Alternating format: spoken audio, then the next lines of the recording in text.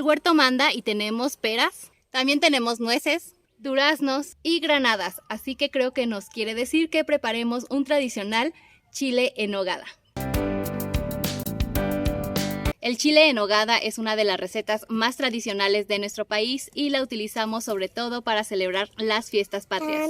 El 28 de agosto inicia formalmente la temporada de chiles en nogada y hay diversos lugares en donde los puedes encontrar, siendo el principal Puebla, porque fue el lugar en donde se originó. Los ingredientes y las cantidades de esta receta las dejaré en la descripción de este video.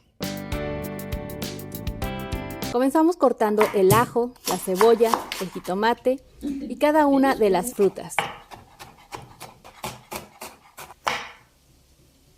En una cazuela caliente colocamos aceite, el ajo picado, la cebolla, la carne y cuando ésta se torne en un color diferente agregaremos el jitomate finamente picado. Ahora comenzamos a incorporar la manzana, el durazno, la pera, la nuez. El chile en nogada es un plato de la cocina tradicional que es dulce e incluso es considerado por algunos un postre. Una cucharadita de azúcar, pero si quieres evitarla puedes colocar medio plátano macho también picado. Agregamos pasitas.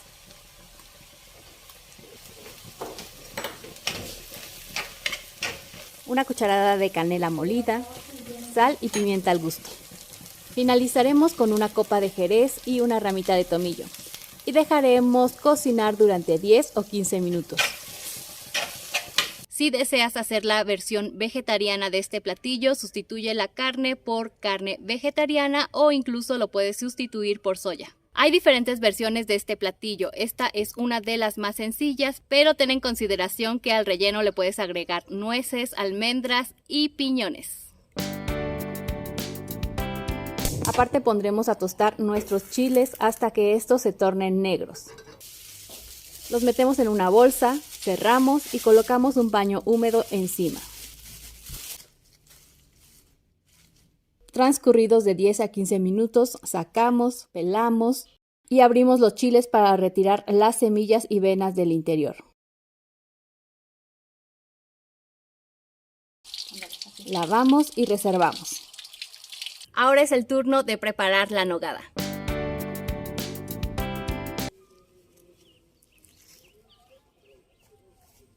Para la nogada comenzamos limpiando y extrayendo las nueces.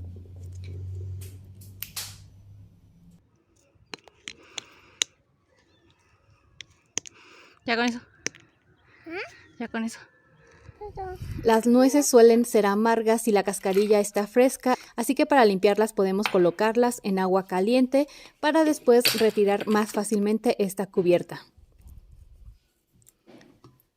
Y lo mismo podemos hacer con las almendras. Solo debemos dejarlas en agua caliente unos minutos y después la cascarilla de la almendra saldrá fácilmente. Colocamos en el vaso de la licuadora las nueces, las almendras y agregamos el queso de cabra o queso crema. A la nogada le puedes agregar una copita de jerez o de vino blanco. Si te gusta el sabor dulce puedes agregar una cucharada de azúcar. También ponemos un poco de leche y a licuar. Si quieres hacer una versión más ligera de la nogada, sustituye el queso de cabra o el queso crema por queso cottage o incluso por yogur. Hay una discusión sobre si los chiles en nogada van capeados o no. Eso dependerá de tu elección. Nosotros los dejaremos sin capear. Con la preparación lista, rellenamos los chiles y bañamos con la nogada.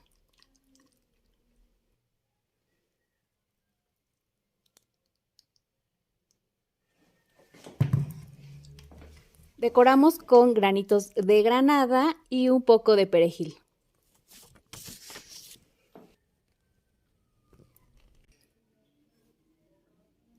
Hay diferentes versiones del nacimiento de este platillo, entre los que destacan la celebración del cumpleaños de Agustín de Iturbide.